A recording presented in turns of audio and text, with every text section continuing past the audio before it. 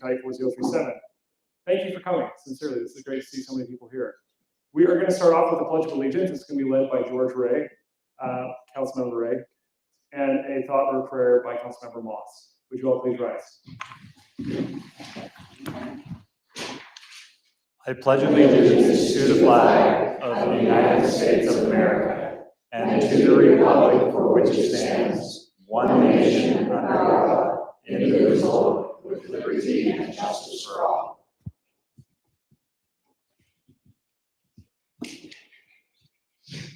Our Father in heaven, we come before you this day. We are grateful to be able to gather in a free land, to be able to have a say over the governing of our community and the freedoms that we enjoy. We are grateful for our service members, past and present, that have enabled us to have these freedoms in our lives. We are grateful for our community and the opportunities that it brings us. We are grateful for the beautiful season that we have been enjoying and for the many bounties that are available to us at this wonderful time of year. Heavenly Father, at this time we have issues to consider, and we ask that Thou will bless us as a council, that we might be able to understand the issues that are brought before us, that we might be able to carefully consider those things, that we might be able to act as we wish, that, and stay within the constraints of the other laws and ordinances that pertain to us. We ask Thee for a continued city of good neighbors, and we say these things in the name of Thy Son, Jesus Christ. Amen. Amen. Going to move on to item number 1.3, which is roll call. Haley? Councilmember Barry Anderson. Here. Councilmember Mark Luttrell. Here. Councilmember Eileen Moss. Here. Councilmember George Ray. Here. Councilmember Lawrence Sadler. Here. Mayor John Lynch. Here. Thank you. We're on to item number 1.4, which is the city council training. We set aside 3 minutes of every one of our agendas for one of the elected officials to train us on our responsibility as an elected official. Tonight is Lawrence Sadler. You are up. You've got 3 minutes. Thank you. Okay, I chose to talk about minutes of meetings. It's according to the law that every public meeting has to have minutes, so that the two purposes are to give history of what's going on in the city and to give the citizens an idea if they want to look it up, what we're doing as city officials. They don't have to be word for word written down, but they do need to have the substance of what was done. Nowadays, fortunately, it's kind of nice because we have the option of having YouTube videos of our meetings, and so those can always go back and be looked at.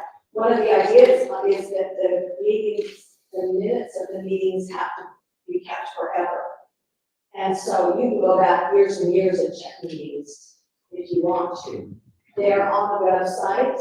I tried on my phone. I can't get them on my phone, but I can on my laptop. On a bigger thing, you can watch the YouTube videos of them, and you can also on a bigger computer get the recorded minutes.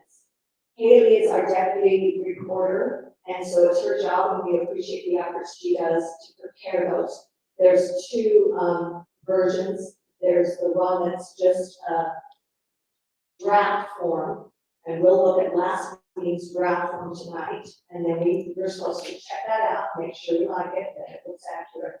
And then when we vote on that it's okay, then it becomes the permanent one.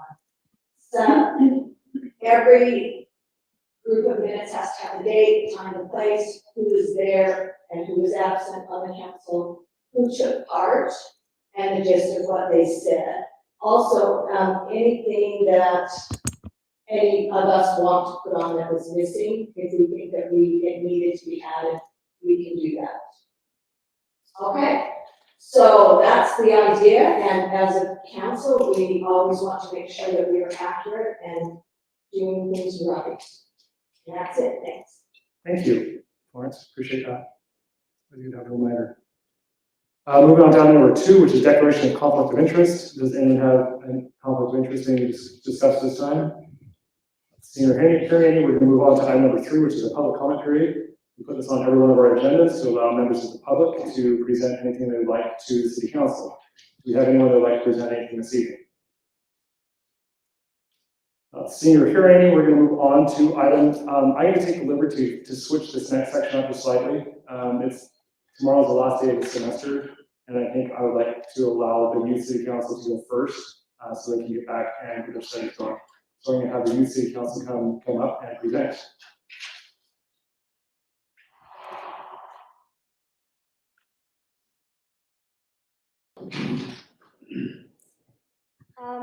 The activities we Sorry, did. can you say your names? Oh, sorry. I'm Ella Williams. And I'm Kira Taylor.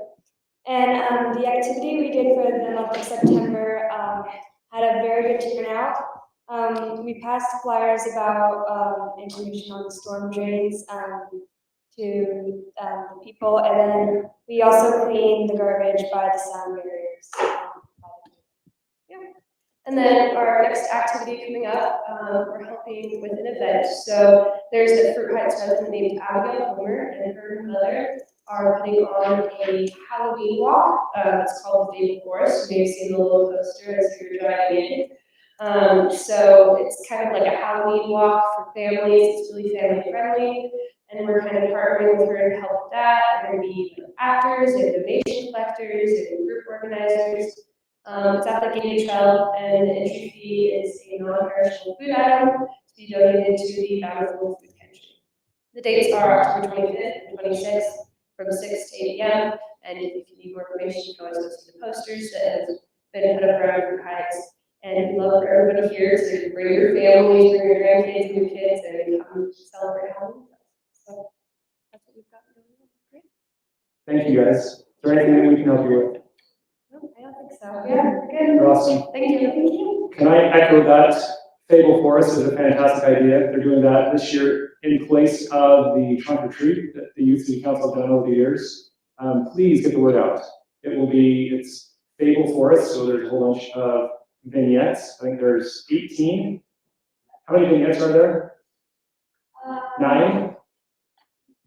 Anyway, there's going to be some actors, and it will be a fun family event. I've heard that there will be a headless horseman, literally with a horse, down there in the trail. So it's next week at the Gateway Trail. Thank you, Youth City Council, for putting that on and working with everyone to get that done. They are doing it as a fundraiser for the Bountiful Food Pantry. So if you could bring a can of food with your grandkids, it will literally be a blast. It will be a lot of fun. I'm really looking forward to seeing how it turns out. Moving on, we're going to go to item number 4.1, which is recognizing the Veterans Memorial Committee. I'm going to turn it over to Mark. Okay. Just to give you a little background, about a year ago when I was campaigning, I had about 6 different residents say what our city needed was a Veterans Memorial for our residents. And both Jim Frazier and Bob Christensen mentioned that to me. Well, 2 weeks after I was sworn in, both Jim and Bob, within 2 days of each other, reached out to me and said, let's put together a committee and make this happen. 1st of February, a committee was formed. The committee was made up of Bob and Shannon Christensen, Jim and Jenna Lee Frazier, Paula Stevenson, Ben and Theda Wellman, Bob Fowler, and Celeste Cottrell. And I'd like to ask the committee if they would all come up and just stand here in front for a few moments. And Ben and Theda are out of town. Now, Bob Christensen was the chair of the committee, and he was able to keep the process moving forward, even with some roadblocks that we encountered. We had 4 veterans on the committee. Everyone had a commitment, passion, insight, knowledge, and everyone fulfilled their assignments.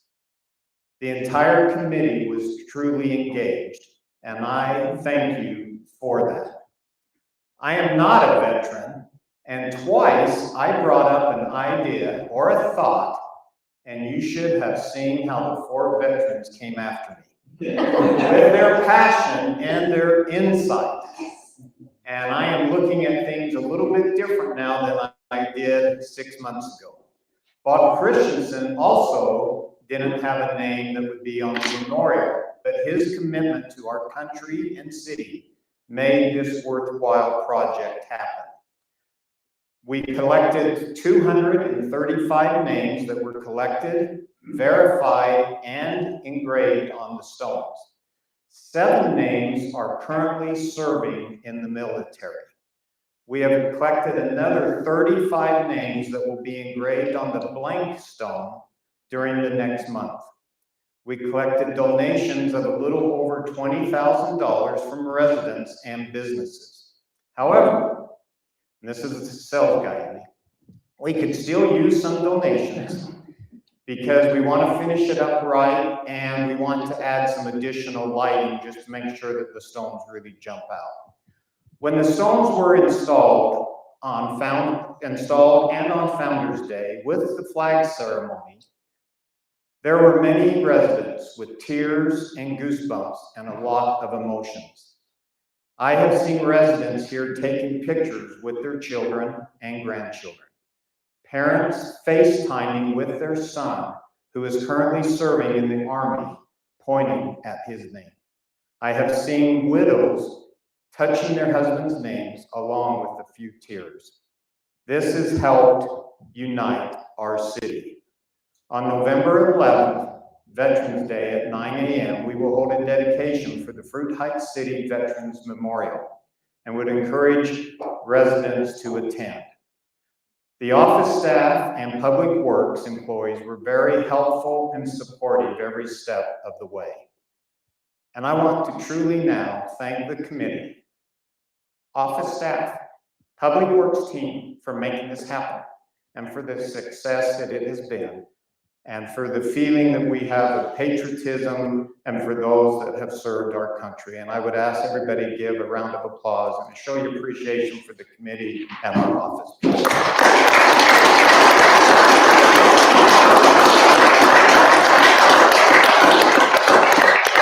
Stay here for a few minutes because the mayor. I have something I'd like to also say. I personally want to thank the office staff, Darren and Lane and your team, the office ladies who did all the collections and received all the names. The outside front was an idea that this city staff presented and just did it, just got it done in a matter of 3 days in preparation for Founders Day. Thank you, Lane. Thank you, Darren. I also want to thank Mark and Celeste. Thanks for chairing us. Thanks for being willing to be the liaison and oversee this project. It would not have been done without your dedication, your oversight. I also want to recognize Bob Christensen. Bob Christensen, as the chair of this, he did an amazing job. I failed to recognize him specifically at the unveiling of Founders Day. Bob gave me a speech just moments before for me to review, and my cognitive gap did not recognize that his name was not on the list of people to recognize. And I want to publicly apologize and recognize Shannon and Bob for all their efforts in putting this all together. Fruit Heights City has long aspired to have a Veterans Memorial, and thanks to this committee, our dream has become a reality. We extend our heartfelt gratitude to all those who contributed and established this Veterans Memorial. Whether through planning, fundraising, or volunteering, your dedication has made this tribute a reality.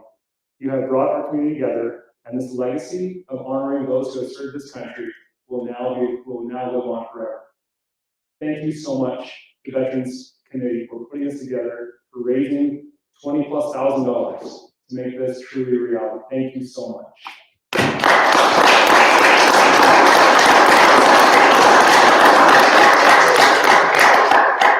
What we'd like to do is we have a little gift for each of you. Celeste, maybe you can hand it to people as they go by. And can we get a picture real quick? You got a couple. Great, thanks. Our thanks to the city council and the mayor as well. And all should be used. Karen Coleman. Karen. Rich and. She's awesome. We love her. Thank you so much. Yep. And then Celeste will just give you, you're more than welcome to stay, but she'll give you just a little thank you for everything you did.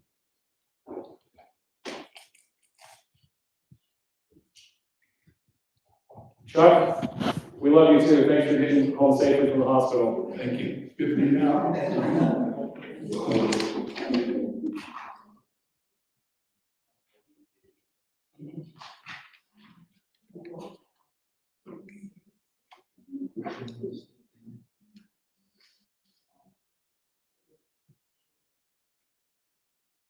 We love you guys. Paula, it has a flag on it. The cupcake. Oh. And it's in the center. It's in the right position. Yeah. And I ground up some granite and sprinkled it inside your cupcake. Good luck doing it.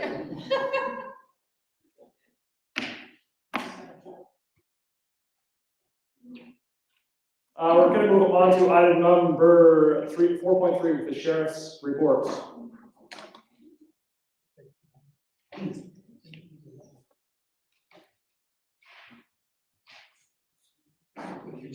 That's so fun. I'm sorry.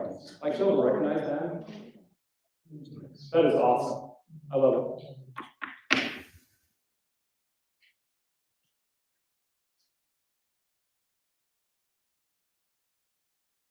You're up. Really delayed. Sorry about that.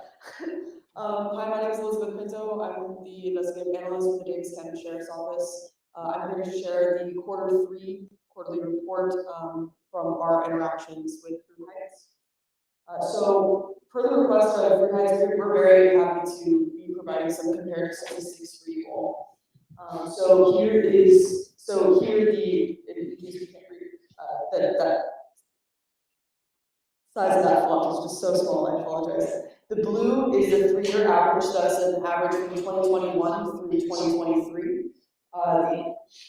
The orange and yellow line is 2023, and the green line is 2024. Our last 3-month average for how many hours we're spending each day in Fruit Heights is 15.8 hours. Now, we can notice that's quite a bit higher than what it has been. We have started to track this more actively in the past couple of months. We're always looking to find ways to, of course, track our data most effectively, and we started tracking that. And I'm going to keep going through this because there's quite a few slides, so if you have any questions, feel free to stop me. We'll stop again. Sounds good. Field initiated incidents. So this is our deputies initiating these incidents. Either them viewing something and saying, oh, that's a point here, and then checking on that, or a concerned citizen coming up to them with a concern for them to address. Now this does look like it's a bit down in October. This is live data, so this was live as of yesterday. So it's not one of those where now it's just up to October, in the middle of October, so they're going to look a little bit off. But we can see that those are quite above average what they have been for last year and last year's.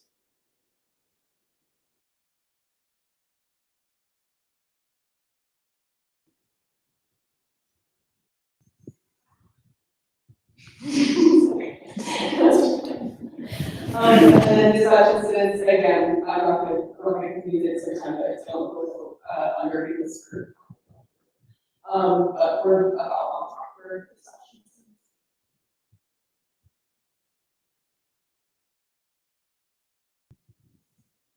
All right, so for citations, now these citations are completely comprehensive and all citations that we have given out, and we'll kind of go break that down in more detail to better understanding of what that looks like. But these citations are inclusive of the rest of the city of Fruit Heights and also the on-ramp of 89 established that is in Fruit Heights. So that's generally not on the 89, it's just on-ramp and off. And speaking of, if we were to reference the previous one, you can see like a lot of the citations we're giving are. So I'll give you tricks. But yes, so, and again, this is far above average what we have been doing in 2023 and last year. You said they're on off ramps. What about on 89? Where do those go? So yes, that is inclusive of on the 89 as well, but most of those, because I think, Sergeant Tolman might see more to that. Yeah, so they go to the same court specifically, but the Utah Highway Patrol is going to do patrols 89. You know, if there's like an accident or something for a dispatch call, they want you to go there. You know, our deputies will make traffic stops on the 89, but typically we recommend that they're in the city. Hopefully that answers your question. All right, so person crimes, so these are, person crimes like assault, sexual assault, things of that nature, child abuse, things like that. So these are person crimes that have been registered by patrol. You can see there's a bit of a spike for 2024, in this summer area of between August. And now we're going next. And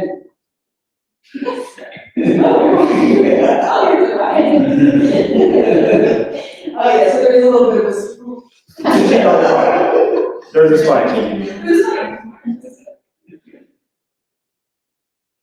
And for property crimes, again, it's a little bit jagged, not a lot of here, but we're about on our. We like to see that one below the lines. What was that? We like to see that one below the lines. Oh, yes, oh, yeah, we love to see that, love to see that. So why does that one end in July, the property? Oh, right, Yeah. sorry. It's the same. So that means we didn't have any property crimes.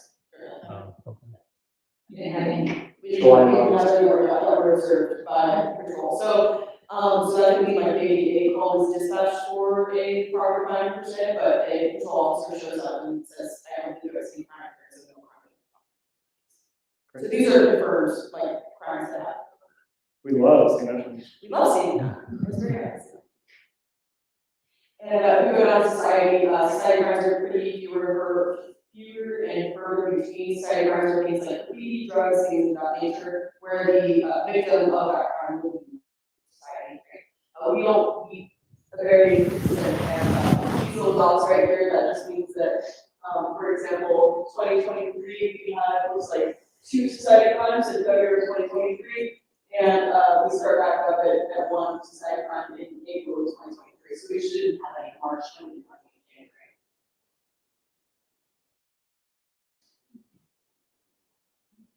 Again, not a lot of kind, not necessarily on the second kind, not necessarily.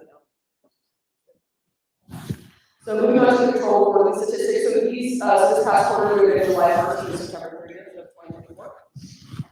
These citations are, there's a lot of different citations that we've given, and I go over specifically speeding on the next slide, but the citation type, so we have given 2 criminal citations where the individual was booked in jail, 2 criminal arrest citations where that individual was cited and released,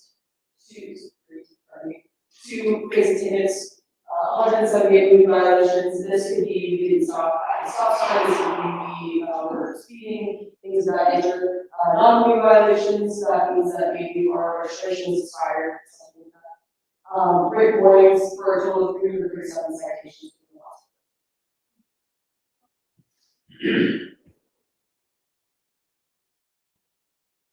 And for speeding, we, of those 337, 271 of those were for speeding. Of those 169 of them were citations, 1 of them was a criminal arrest cited release, and 1 of those were. Alright, so this one's kind of hard to see, but I have like, it's a little, yeah. Okay, so these are all the calls that we were called out to during the last quarter. 97% of them did not result in being criminal in nature. Of the 3% that were criminal in nature, 57% of those were prison crimes, 15% were for death investigations, 4 society crimes, 50%, and 3 property crimes, which The death investigation, is that a medical response or is that a homicide? No, so that investigation would be anything, I mean, it could include a homicide directly that academy though, but But that would be, let's say someone passes away, if it was a medical emergency, we still have to do the death investigation of it. So that's what we do with us.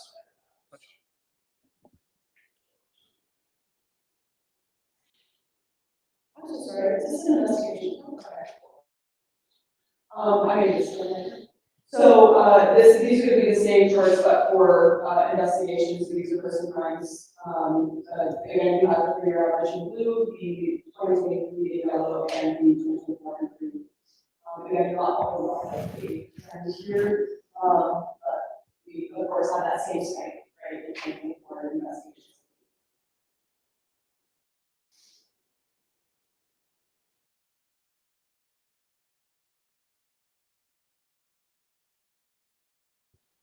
And for property crimes as well, you don't see much green, which we're very happy about. So of the patrol crimes, of the property crimes that occurred in patrol, so those have not required an investigation. So we have one here, and then some over here. We have had investigative. We're very happy. Would a property crime be a car, or is it just property vandalism or house invasion? Property crime could be any of those things, right? It could be a burglary, right? If you leave your keys in your car and somebody opens up your car, takes your keys, uses your garage door, or get into your house. So there are big burglary, residential burglary, like that. That's good. So all of that. And I do want to make a note as well, we separate between property crime from financial crime, so we're still seeing all things like that. Physical property. Special victim cases, so these are all sex offenses, made of where the victims are of children and animals. And here we are still getting, again, we're still seeing some of that throughout, and there's not much difference. We're not that far from.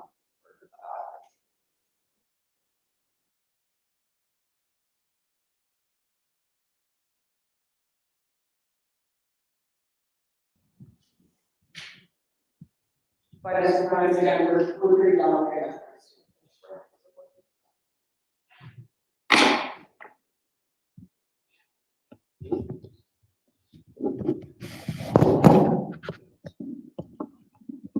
And then here are the quarterly statistics. So on the right hand side,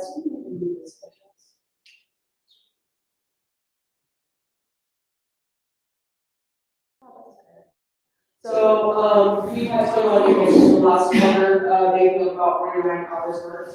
That doesn't sound like as much as it was last quarter, and which is a wonderful thing. That's always a good thing for investigating us, getting us investigated hours. It's a very good thing. So we're very, very happy to report that. Of the crimes that we have investigated, this looks like 12% were first crimes. All of that very interesting number.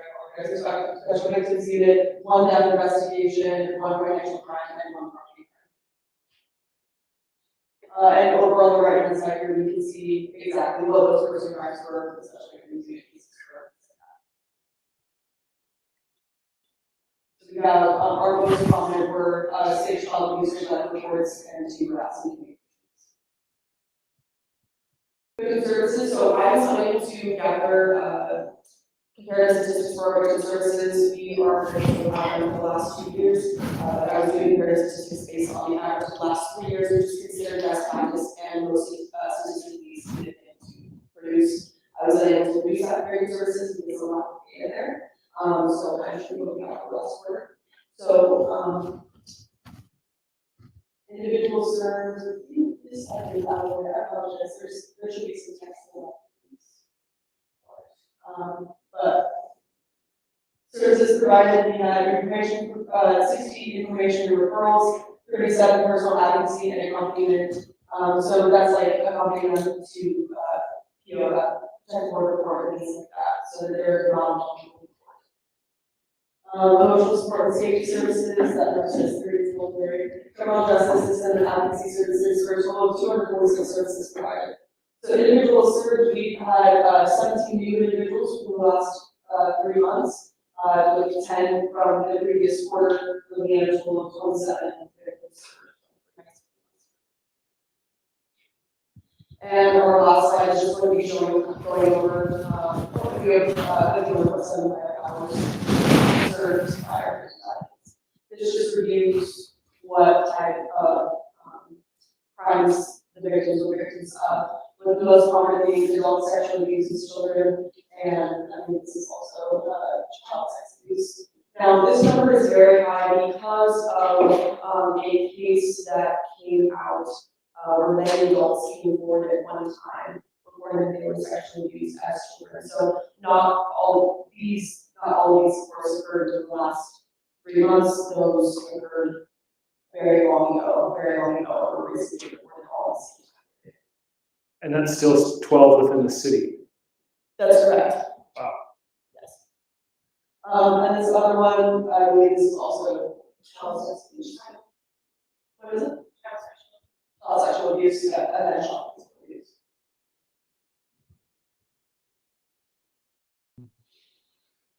I think that's all we have here for you today. Any questions? Any questions? Well, last time when we were here, we asked them to try to put together some trends and some of the, a little bit more data, which I think she did. And in talking with them, they wanted to have the same presentation for all 3 cities they cover. But I think this will be helpful as we see trends over quarters or years if we start seeing crime going up or crime going down. Because there were some things on there that were, hey, that's great, but then there's some areas of concern too. So I think that helps. You guys, was this better than last time or Absolutely. too much? Or? Why did you choose 3 years on that? Just out of curiosity. It's considered best practice as far as data science is concerned. It's a great question. Yeah, so we, in the sheriff's office, I was the first analyst that they hired, and so I'm looking to other agencies and just general best practice and what that looks like. And best practice across the board is to give a 3-year average last quarter and this quarter. That's considered appropriate to take into consideration as far as like, okay, were we particularly up or particularly down compared to what has been, right? Because if we're looking at this quarter compared to last year's of this quarter, it could be up or down for a number of reasons. You know, for example, if we're looking at the 12 of those victims who reported that they were sexually assaulted as children, we're going to look like we're way up from last quarter, right? But this is an anomaly. So taking the 3-year average is considered most appropriate to take out those anomalies. And is that 3-year average counting this year? So we're 2021, 2022, and 2023, or is it 22, 23, 24? Great question. It's 21, 22, 23. Okay. Is there any recommendations or do you have any suggestions of things that we could do to support a safer, cleaner community? One of the things that we do offer at the sheriff's office that we are happy to offer is, oh, I forgot the name of the course, but it's for children, it's for young children and really adults. It's internet safety course, which is where we're seeing a fair amount of this stuff stem from. So I would definitely recommend we have it up on our website.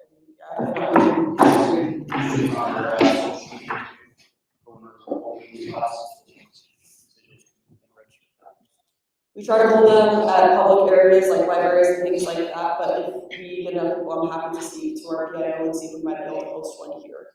Great. Absolutely. Awesome. But as always, lock your cars and stuff like that. You know, most of the stuff that we see like that is criminal opportunity. So please do lock your cars. Looks like it's down. What was that? It looked like it was down. That's a good number. Yeah, which is great. So keep on locking your cars. We've got a question from Mr. Chuck Stevenson. Yes, go ahead, Chuck. Hi, Chuck and Paul Stevenson. We live probably due west from here on the other side of 89.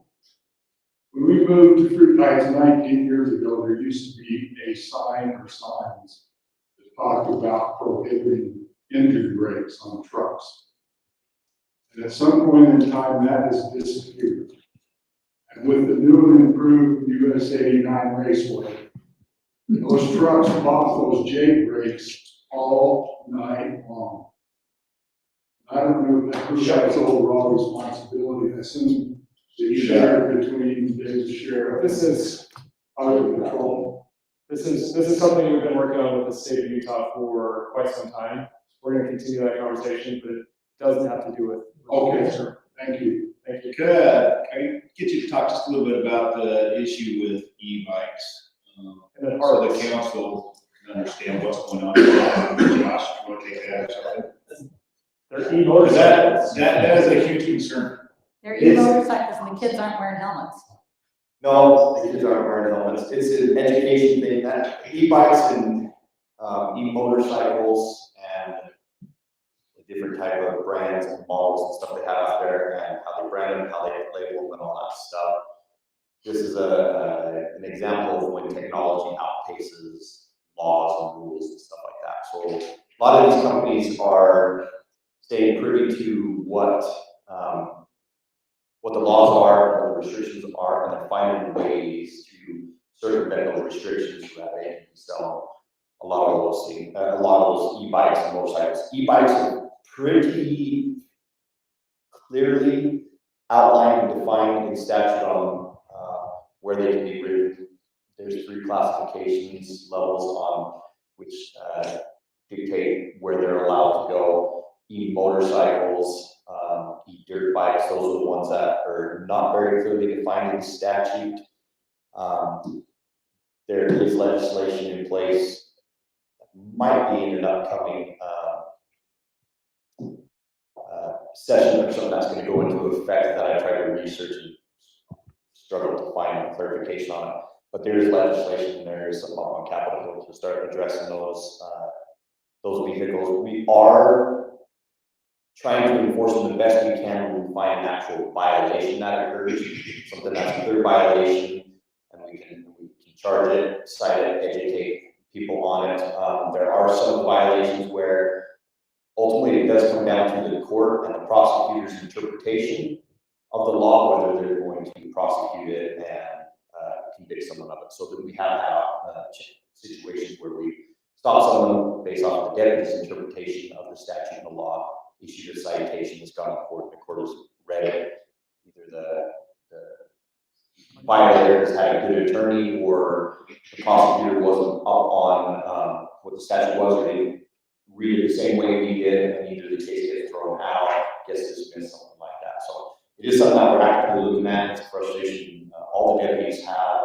We've looked at it in cities even where I live, run into those frustrations, but it's not something that we're ignoring or anything like that. It really, it's a pretty common topic for discussion in our supervisory meetings at the sheriff's office. So I have seen them running up and down Nichols Park on the grass, probably 2 of the last 3 nights. Is that something that we can, how do we stop that as a city?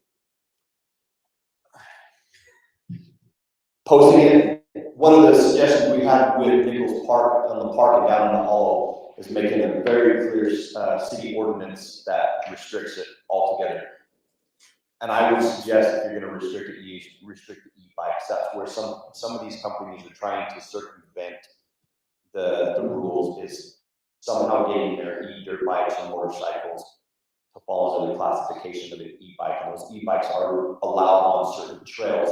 Granted, the trail or the area is allowed by statute to have bicycles on it. So if the city were to make an ordinance that says e-bikes, regardless of their class or something like that, are restricted from the park, it would make it very clear. Could you just restrict the speed of them, or? So e-bikes by definition are restricted by speed. I think the max speed on 2 classifications is 20 miles an hour. The 3rd classification is 28 miles an hour. So we could restrict by class then as well. We could, and the reason I say that is I see people down there with their e-bikes occasionally, because coming up out of there is pretty steep. And it's like, I gotta have the assist, I have that to get out of this hill, you know, so, yeah. But there's a difference between a pedal assist and a non-pedalized motorcycle. Correct. E-bike has to be pedal assist, either all or part of the time. So can we do that to Nichols Park and to Fruit Loops? Say that again. To Nichols Park as well as Fruit Loops? If it's city owned, yeah. If it's U.S. Forest Service, then that's a whole other story. No, it's ours. Great. Thank you. Thank you so much. Follow-up question to that. We're having this problem all over the county. It's like a huge problem all of a sudden. But is it true that an e-motorcycle cannot legally ride on a trail, on a public street, in any public park, basically in any public place outside of private property. Is that an accurate statement?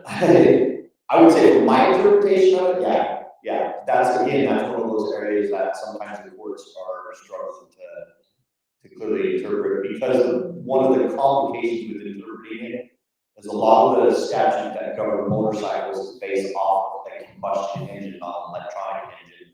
Combustion engine is defined at different levels by the CCs, or the volume of the engine, which is super hard for the courts to convert to wattage on. It seems like it's easy enough to say those are not class 3 vehicles. Correct. That is not a class 3 apparatus, so therefore it's not. Are you ticketing people now for those when you see those? When we cancel it, is a clear violation that we can identify. I see it every single day now. Kids riding everywhere. One thing that's hard for us, it's hard. You guys seem a lot easier than we do. These kids are watching for us. Our vehicles are marked and doing the purpose they're supposed to be doing, discouraging crime. What makes it difficult with these electric motorcycles and electric bikes, we can't hear them. When we heard the dirt bikes and all that stuff, you could hear people chasing down, falling based off the noise. A lot of those e-bikes and the e-dirt bikes, you don't know they're there until you see them. They're not. So if we're not seeing them, there's nothing we can do, and they are really good at paying attention to where we're at, where we're parked, where we're traveling.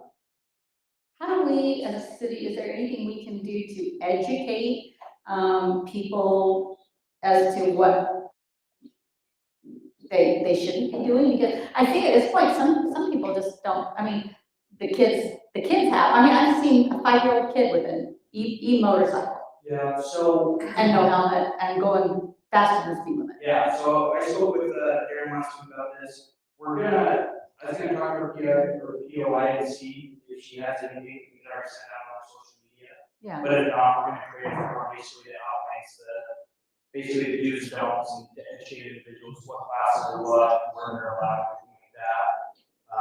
And then the hope was to get it up to you guys to also share on social media platforms. I think that would be great, because I think there's a lot of confusion out there. Yeah, there is for sure. And there's a lot of loopholes, like the type 3 that we're talking about, fixed e-motorcycles. The companies that came out with pedal kits one, which that's really hard for us to distinguish. That's the main issue for us is it's obviously CO, it's type 3, it's got fixed heads. Well, now they're making these pedal kits one that kids can bolt onto them or built into them, which makes it really hard for us to distinguish between the packaging and type 3. It's very complicated at this point. So frustrating. Yeah. So an example where we saw something like this in the past, it's gone away, is we had difficulty 10, 15 years ago enforcing the SPICE laws, which was a synthetic cannabinoid to replace marijuana use on something. What it was a chemical that gave similar effect to marijuana. What the companies or the manufacturers of these chemicals were doing, they paid attention to what the laws were and they changed the chemical. Right. Just enough where they could sell out statute. That's kind of what these companies who are making these e-bikes and motorcycles are paying attention to that stuff. Okay, like what Sergeant Shaw was saying here. Now they're making these little things so you can hear they're actually pedaling and there's no shoe pedals. So it's 40 miles an hour, I think, At least you know what speed looks like. Yeah. Okay, thank you very much for your time. I have a question. Go ahead. I just have a question and I need an answer. What do you do with a golf cart that's loaded with children that are underage? They're not of driving age and they're loaded. They've got like 10 kids in this golf cart that are running around the neighborhood. Is that legal? Has to be street legal. But even if street legal, a child cannot be driving. Right. But they're all underage. I mean, I don't think they're more than 9 or 10 years old. And there's like, they can get 8 kids in that golf cart and they're just fooling around. I've seen them nearly get hit there on We've seen the it. Green Road. But it's legal. No. No, not necessarily. It depends, yeah. As a street legal, they also have to be a law. But is that something that if a resident observed that, could they call in on the non-emergency line and kind of have you, if you're in the city, you should go get in that neighborhood? Yep, rather absolutely, quickly? yeah, we'll, you know, police will go over, canvass the area, And then scare them or talk to them about it? educate, educate them and let them. I like scare better. And this is another thing that comes into play is, for misdemeanors, a law enforcement officer has to observe the offense. So it's hard for us to cite someone on, someone giving us a tip, unless that tipster is willing to sign as a complainant that they observed the offense, which is what Utah actually considers a citizen arrest. Just don't get actually go put handcuffs on someone, but by signing a statement saying they violated this offense, that gives us the authority to issue citation.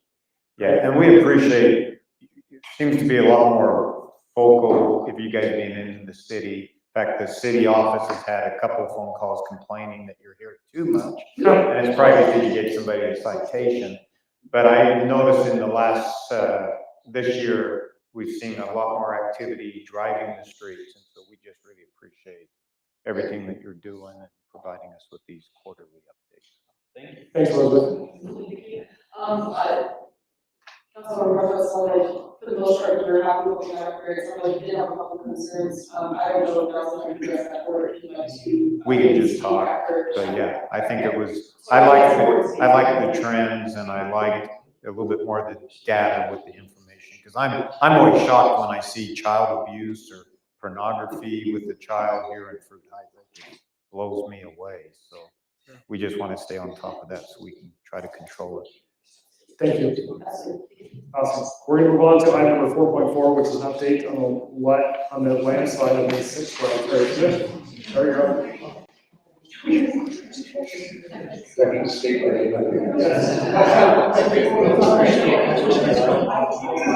Terry Smith, 1 South Mountain Road, here in Fruit Heights.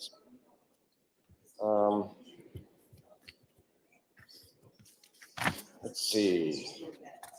Okay, I posed a number of questions, and I think If you're going to talk, can you step out?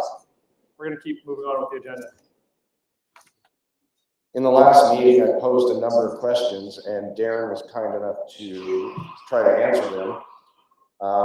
I was asking where are the reports. I thought we had more than just a report coming from the geotech that did the original geotech. There's 2 engineers on that report. I thought there was a third that was supposed to be reviewing that. That's not there. And it stated, why was future development plan allowed to be developed? And I've asked that multiple times. Darren asked me that was added to lots. Well, if it was added to the lots adjacent, doesn't that have to be approved by the planning commission and then go through the city council? You can't just amend the plat map without approval, can you? So maybe I'm wrong. So Terry, that was a question, that was on my list of questions that I was supposed to find answers to. I can answer that. And Darren was correct that there was a potential or a possibility of putting in another road that was stubbed in, and they put additional lots up there. That was denied by geotech. And so the lots were already existent. If you look at them now, they're double deep, and there's 4 lots that are double deep. Because that land can't be built on and it can't be used. No, because that road was not approved by geotech. So exactly, the geotech said that land is unstable. To put an additional road up there. To do anything with it, John. Okay, so To do anything. I am telling you that your question was, why did we allow, specifically, I have my notes from, why did we allow an additional development that was designated for future development? That was not allowed. The future development was not allowed. Okay, but development takes place when you scrape all the vegetation off the ground. That has been done. That constitutes development. But the entire land, the entire area up there has been designated as development. But not that part, and it was developed. No, those. Yes, it was developed. All the vegetation was scraped off. That constitutes development, period, by law. So why was it allowed to be developed? the entire area there was allowed to be developed. Not that future land development, future development. The future That was development is needed. additional lots. Those additional lots were not approved. Development constitutes Okay, scraping off the land. I know what that means. I did my research. this is semantics, because the future development are additional lots that were not approved. So your question is, why did we allow the future development to go through? We did not.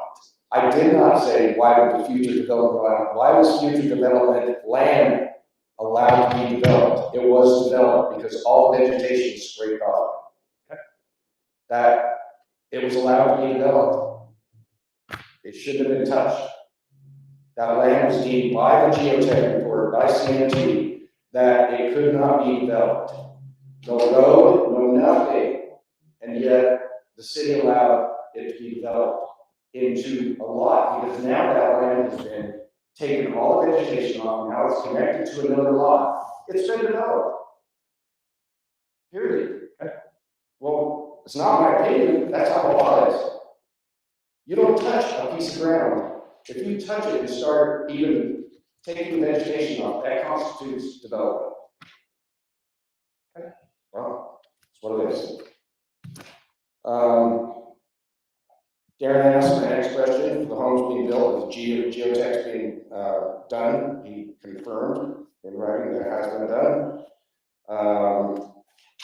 Number 4, has there been an engineer put under contract for inspection every quarter?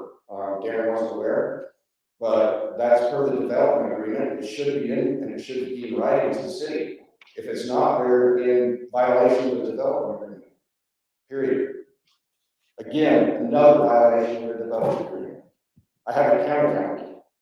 The restricted area markers, they haven't been put in. Aaron says now that they've been ordered. Well, that's a violation of their development agreement. Again, they're supposed to be in, so that that person looking at that lot knows where he can develop.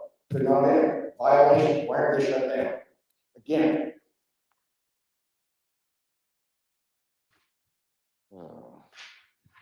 He answered the other question about irrigation landscape plans approved prior to permitting. So who is in charge of inspecting everything? Is it still the city? When does it transition to the HOA up there? Sure. So, I don't know all the rules for how when an HOA takes over. I've been told as soon as a certain number of the lots are sold or built upon. And I don't know this one yet, Terry, and I haven't been able to come down with the exact amount or the percentage. And that's why I didn't ask for you on that one. Okay, I can appreciate that.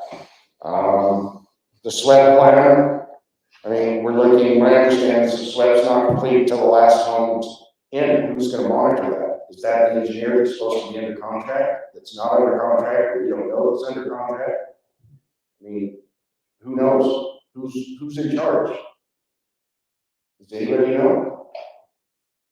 As far as the continued inspections? Yeah. So their company that they have hired has to continue inspections. Once that lot is sold, and building permits has been applied for, they're required to also apply for an NOI with the state. And at that time, that becomes the builders or the homeowners. And once again, at that point, then most of those DMPs or whatever they have in place is inspected by the city. Right? So the city is responsible. But up to this point, the city has not policed or enforced that development very well, in my opinion. But there's pretty much factual. I'm going to ask a question when I'm done. So we don't know when the HOA is going in place. So that being said, the SWEP plan, is that going to be, or is it going to be inspected to regulate roof drains? I asked that last. So how are they going to be handled? So once again, that'll be part of the building permit. I've been reading through the whole geotech report. There are requirements for all roof drains or footing drains. along that area through there. I actually did point that out to the developer, saying, where is this at? It's stated it's here. How are you handling that before you? Monday, I had an email that they are meeting with your engineer and coming up with mitigation plan to account for that and do that. So once those houses have started, there will be something in place. Well, that's gonna be another 5 months. And there'll be homes built up there more of them. We only have 2 building permits up there. You know that, right? I know there's only 2 homes being built right now, but there's been numerous lots sold, so. We as a city only have 2 building permits. Okay. And we've only approved 2 building permits. I asked who's monitoring construction by the Davis Weaver Canal, Weaver Basin aggregate. It states in the development agreement, there's always supposed to be a couple of approved contractors, and do we know who those are? That can work around that one? Yeah, It's in the development agreement. you have to take a class before you work around the Weaver Basin Canal. Oh, like in the development agreement, it was stating there was gonna need to be 1 or 2. When I read that development agreement. So just. So if they went out and took the class for Weaver Basin, they would be allowed to work around it. I know Weaver Basin's been there a few times during that process. I'm still a little concerned about lots being sold to buyers, and they're looking at these big lots, and there's no signage to show where they can put anything. They're looking right at the edge of my hill, thinking, I got this big lot, I can do anything I want. I'm gonna go be Farmer John, go get me a cow and build a swimming pool next to that, and because I was told last meeting, swimming pools wouldn't be allowed on the west side. No. But I asked again, swimming pools were allowed. That was the question, the answer I got. How is that even possible? Who thinks that's a good idea? There was supposed to be reports filed every 2 weeks by that developer. That is true. Every city that I'm aware of, Ogden City, Salt Lake City, Fruit Heights City is a small city that filed regarding SWEP, and was that done? Our reports to the city are 10 hours old. Okay. Now, as far as the developer and the company he hired, I can't answer that for you. I'll have to look it up, Ted. Well, they're supposed to be filed with the city, so the city should have it. It'll be on a drive. If Ted's got it, it'll be on the drive. Okay. And I'm gonna ask each and every one of you, did you read this report? Any of you? Yes. John read it, right? Okay. Kind of fictional. I'll just go right to the end of it. It says, further, it can clearly be seen that site grading cuts from Rockloff Drive have interrupted the natural drainages, conveying water to the spent property and redirecting that stormwater from the drainage basins upslope of the Rockloff Ridge Estates to the storm drain system constructed within the development. I've got a video showing that that's not going down the storm drain. Terrace Drive. Was it going down the storm drain? It was going down Terrace Drive. That's an outright fictional. It's a lie. He wasn't there. I was there. Russ was there. Matt Swain was there. Gary's been dealing with it for 2 years. How can he say it's going down the storm drain? That is an outright lie. This is fiction. And granted, he did the initial report. Is he going to refute and say I was wrong? No. I thought there was supposed to be a third independent party looking at this. That's what I was told. There are 2 engineers on here. Where's the third? So, Mark, you said you read this report? Okay, Lawrence, did you? Is it the one that we got a month ago? Oh, I didn't know you got it a month ago. It's been a couple weeks ago. Yeah, Darren sent it out to us twice, and it has the pictures of. Okay. Did you ever walk in my backyard? John did. Eileen, did you ever see this? George? Pictures. You'd love it in your backyard. I think Gary was back there. But this report, how can you say that the storm drain was catching water? And I got video showing it going back the curb into the ground. Now they've changed everything. They do have a storm drain behind back the curb where that water was going. They've changed everything up there since the state got on it. It was not like that. This engineer has no idea what was going on up there. He wasn't there. We were there. And I have another question for Dan. Why did you deny Russ's application to speak at this meeting? It was well within the 24 hours before this meeting. Sorry, I was the one who denied it. Why? Because he did not follow the decorum of the meeting last week, and it's not his right to speak in the meeting. I do not have to give him permission. If he would have held decorum, and it would have been a respectful conversation like this, it was not. And I respectfully deny it. Right? I thought it was Dan. Sorry, Dan. You're fine, it's me. But I read through this report, and he said there was a significant snowpack in that slip. There wasn't significant snowpack. It had rained, and they had a little bit of snow, wet snow like this thick. It had rained. So where is he getting his information? Is he making it up? No, he's not going to say I was wrong. He uses terms, well, it was moist in some areas, but generally firm up there. What is he talking about? It wasn't generally firm up there. I walked up there that day before it slid. And he's citing prior years with slides with vegetated grasses, broadleaf weeds. That wasn't from years ago. It would have had trees on it, not just some weeds and some grass. The hunts had weeds and grass already, so that slide had whatever small slides.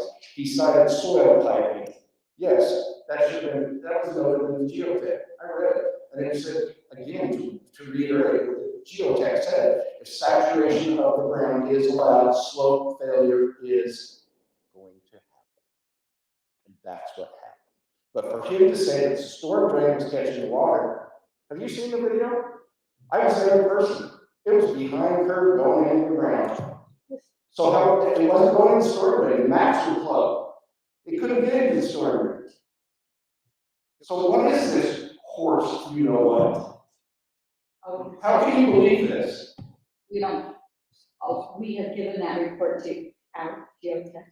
Okay, For rebuttal. that's what I want to hear. For rebuttal. Okay. For whatever he says about it, because we don't get to be considered experts. We can say we saw, but we are not subject matter experts according to the state. Mhm. And so what we can do is give it to our geotech to go through it and call it. Well, it's supposed to rain an inch on Friday. I'm going to be out of town. I hope it holds. For the sake of the tanners. Thank you, Terry.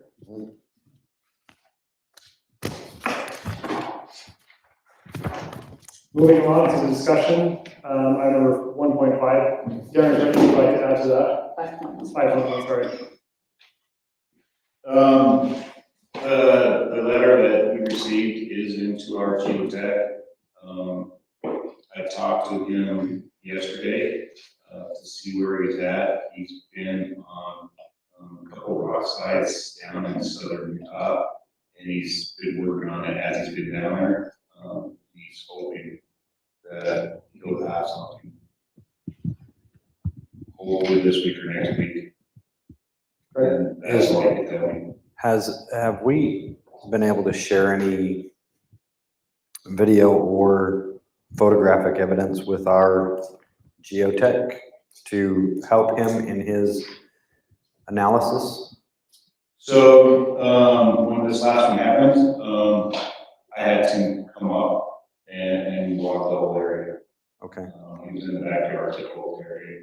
I just back there and seen it. And so, yes, he came in, and I believe there's some drone footage and stuff that we were able to get to.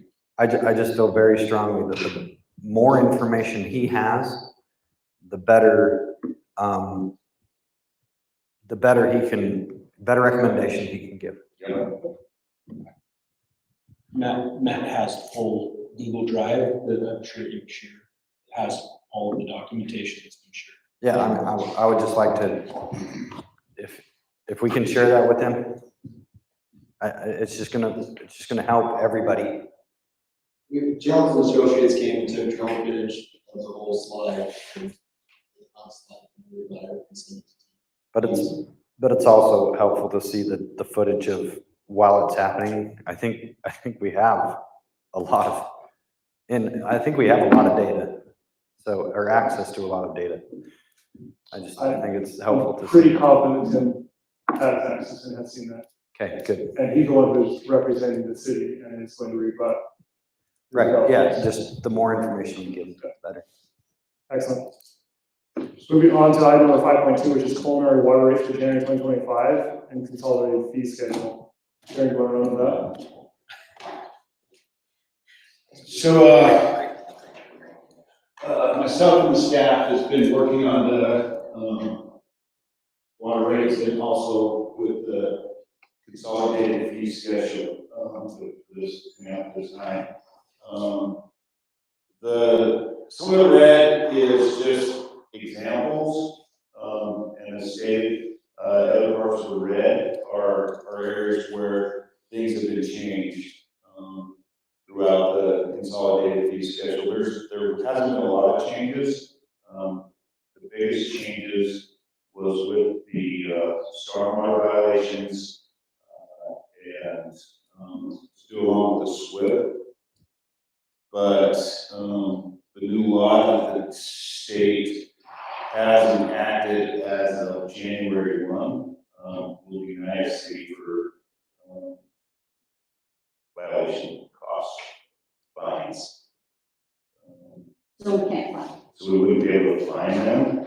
The league is fighting that, along with a lot of other cities, with their representation is saying, wait a minute, you're enforcing rules, but we have no way to enforce the rules if we cannot do something with developments. Also, along with that, there's some other parts of that law that are going on. So there's a lot of research going through that right now and defining what should be rejected, those kind of things. As you start out through this area. Thanks for getting to us. Can you stop right there for just a minute? Yes.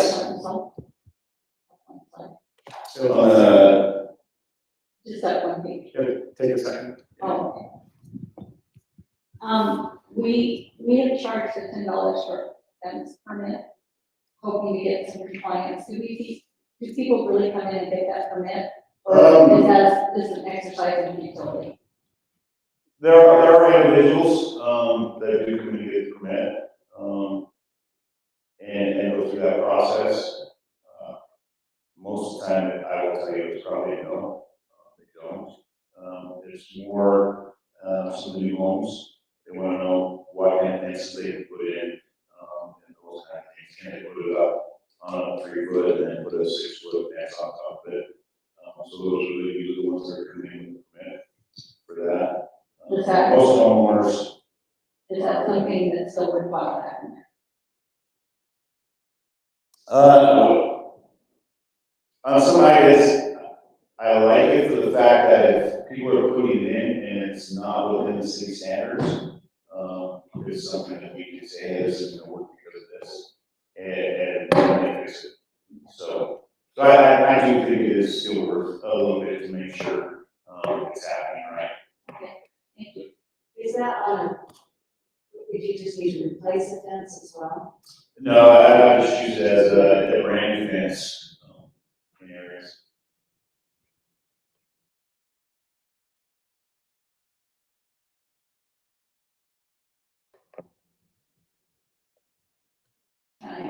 Can I ask another question on the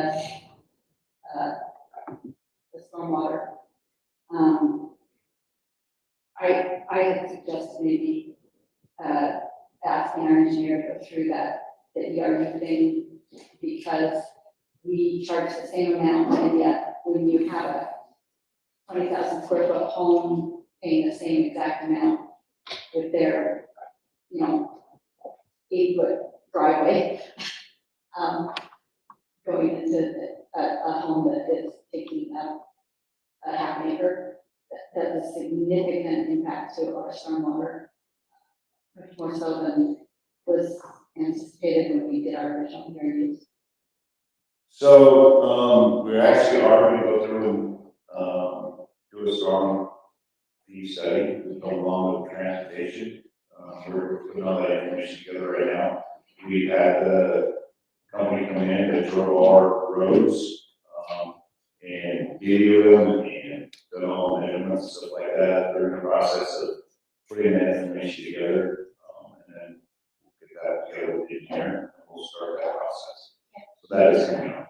So we'll just go in and. Yeah. read That it. time we'll change that. Okay. Once we do that Thank process. you.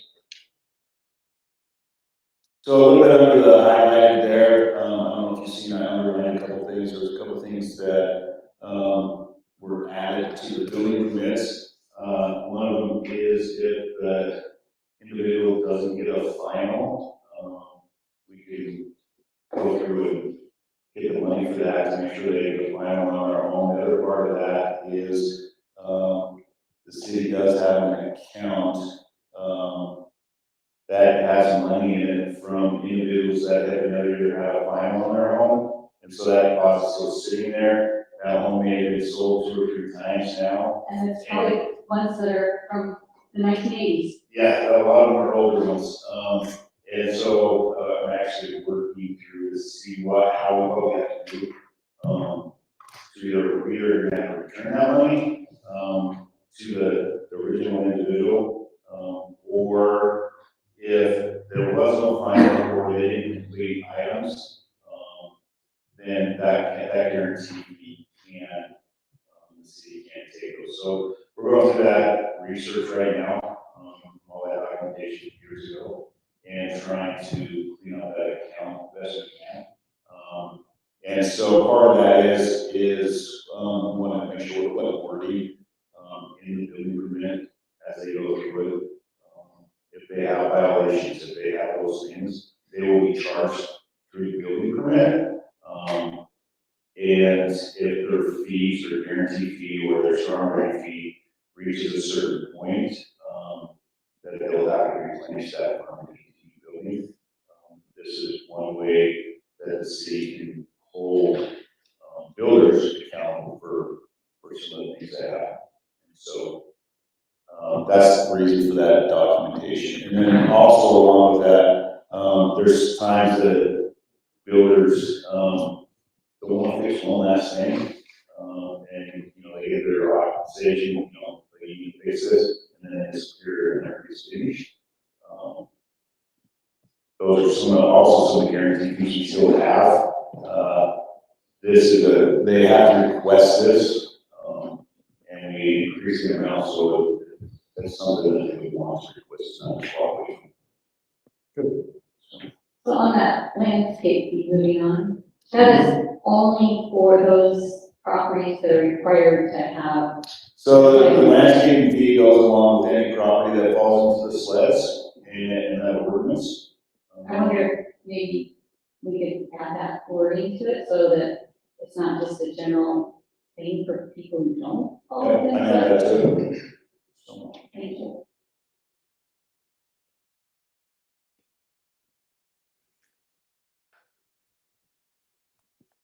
Awkward silence.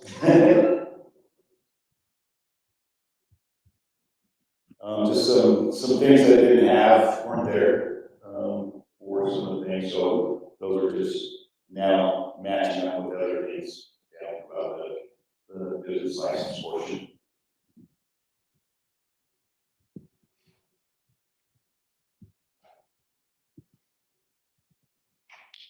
Hotel activity.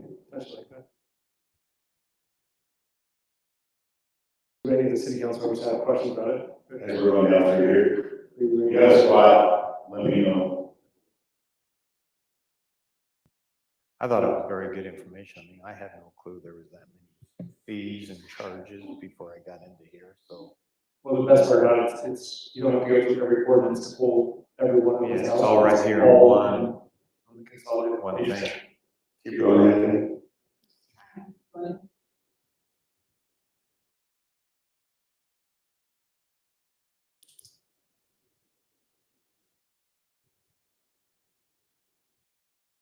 And some of these are stated as prices cost change, it's already included, that, this change will include that cost.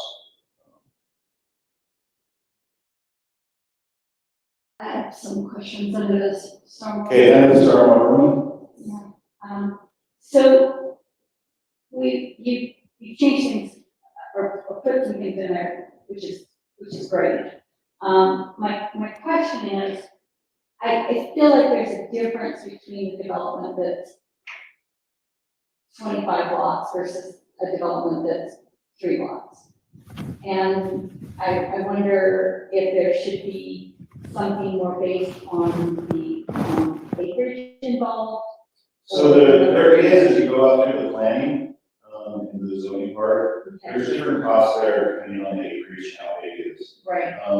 This part down here, The stormwater, the permitting for these things is how the state is currently has it set up, for the different processes that the city has to have a permit for and those kind of things. So that's what this portion begins with.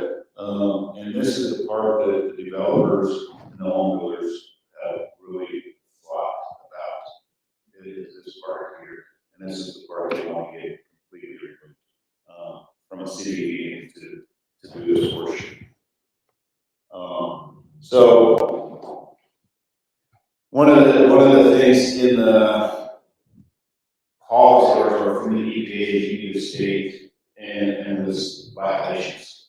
And what your offenses are for those violations in the new MS4 and stuff like that. So we've kind of went through, we did a bunch of different violations.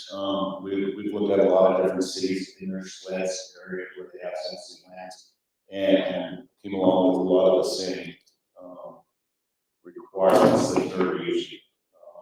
Because that's another. So is this applying, but this isn't just applying to the sled area? No, it's not. It's applying to a lot of areas, but your sleds areas and your development, because that you're looking at what Fred City has left. Fred City has 35 acres approximately to build out. No city. That is not very much. Manning property. And that's the biggest portion of it. And it's on sleds. So, these are the fees, that we've gone through, we've put together, these are the numbers that we came up with the staff, they can be increased, they can be changed, some of them we want the council to go through and see if they agree with those fees, if they think those fees will be higher, we are pretty right, where Davis County is on those fees. We just kind of went through that process. But what you're saying is potentially all this is wiped out, Jay. It could be, yeah. With this new, I think it's HB 507 lane, is that what it is? 507? Yeah, it's pretty much kind of taking this portion out of the city's hand. One of the comments I said back was, if the city not able to do it, is the state then taking over all the liability for inspections? That's a great question. I don't have an answer, and nobody has an answer, so. Let's go down here. Once again, the transportation fee is on there. So, and then here is our water rates and our impact fees for our water rates. So, as you know, we did adopt impact fees for the next 2030 or 31. And so those are on there. They were adopted last January on 16th. through that study. We had the rate schedule that we also had a study on, and they were recommending anywhere from 7 to a 10% increase each year. I spent a lot of time going through some numbers over the last month and a half, 2 months for this year's. I'm a little closer to 5.5% increase on the water rates. But looking into the future, I think go probably to another 7% throughout for the next years on increases for the water rates. I don't know if this is something that you want to adopt a proposed water rate for the next 5 years, or if you want to continue to do 1 year at a time and see where that is for the first of each year as we go through our budgets, we go and see where we're at to that. But I do think it's important that, especially the base rate, these are an increase that covers our water costs for Weaver Basin, and that's what that increase is covering. Those costs every year. Little question. Uh-huh. So theoretically, the more homes we have, the more it should cover the base rate, because we pay for this chunk of water. So the more homes that get built should help to pay for that chunk of water. So I'm assuming that when they did the study, they anticipated that we would. They did include all that into that study. Okay. And the base rate was usually their biggest increase with the base rate throughout that year. And yet you come down from what they were. I come down on the base rate because I try to use more of the base rate for the water that we've already purchased for those increases, and brought up the water usage, because I felt the water usage should be able to cover our costs as a city as far as continued growth, continued projects, and going through that basis and bringing us back up so we're not going into our fund balance through that cost. I will tell you the big concern I have, and I've watched it even this year, our water conservative as far as homes has increased. So we're actually Getting less money. getting less money through because of water conservative, which I think which is a great thing. But once again, there are the costs of general upkeep, replacement. I will tell you, a lot of the different cities that we've been talking to are a lot farther behind on capital improvements. And Fruit City has done very well over the last 15 years of making sure old lines where those things are being updated or being increased. We're into fewer areas that we need to do that, but once we finish all those areas, once again, you come to that stage of now this is 35, 40 years old. Do we have any lead left? So right now, all the stuff we have gone through, no. House lines. But public, because the government is saying we have 10 years to make sure we don't have any lead in our public system. So we just got done with our lead copper inventory. We have no lead on the utility side. Homeowner side, there's 30, there's more homes I have to check, and so far we haven't had no lead. Wow, seriously? No, we got galvanized, there's. We got galvanized, but no lead. Which galvanized could have lead in the solder, is that true? No. That's how the galvanized is made. It could be pulling out, and if it's ever been connected to a lead line, the galvanized will pull lead. So we're down to 34 homes and we have no lead? I thought we had hundreds. We've got a lot this year, and another advantage with all the lines and upgrades we've done for the last 15 years, we took a lot of pain that we did. Right. So, like the asbestos that we've done over the last 5 years has been amazing. You guys have laid the rocket, man. Thank you. So those 10 years that the government's given, we don't even need it. Well, it's there's still a lot of education that comes along with that. They've actually come out with a couple more regulations that they want to enforce, which will be a challenge for all cities, for those regulations. And there's still pushback on those regulations too, as far as, you know, now it's plastic or which, you know, has it, you know, there's a lot to go on with that. So, if you screw up some of the more areas. I have one question on water rates, because we didn't really settle that. As far as 1 year or 5 years, and do we need to settle that before we pass this? No, I personally think year to year, and let's keep reviewing, because we had a lot of water conservation this year, which was surprising. But we also have a base rate we need to keep a very close eye on. Darren has come down from the recommended 10% increase, he's closer to 7 and 5. 5 to 7 is where I'm at. So I think this is something we need to keep a close eye on and understand. We had Zions Bank do that review of our water rates. Let's keep that in the back pocket and see where. So we need to take that out of the fee schedule? No, I think that's a good place, that's a good benchmark that we need to look at and we need to review. If we do nothing, that's what it's gonna fall to. If we Okay. do that. That's what I'm asking, is can we leave that in there so that if we don't do something, at least we have something? Yes. Okay, good. And I have designs making too, we have to, so I have to do that really close comparisons. I don't know, do that. So the last one here, as you know, in our sensitive land developments, with our ordinance that will be using preliminary water, there is a base rate, that is $22 a month. Now, one thing I came up with that base rate, I took the base rates that everybody pays per month for their meter. They were running out of our, from April to October, here for irrigation.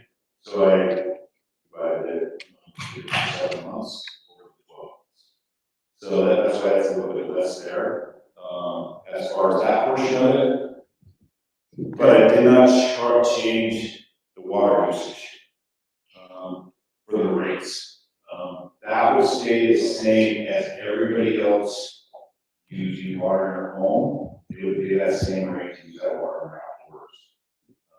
So, but it's not lower, so for their first 5,000 gallons, they pay the lower rate. Yeah, so if they only use 5,000, they would pay the $2 per 1,000 gallons.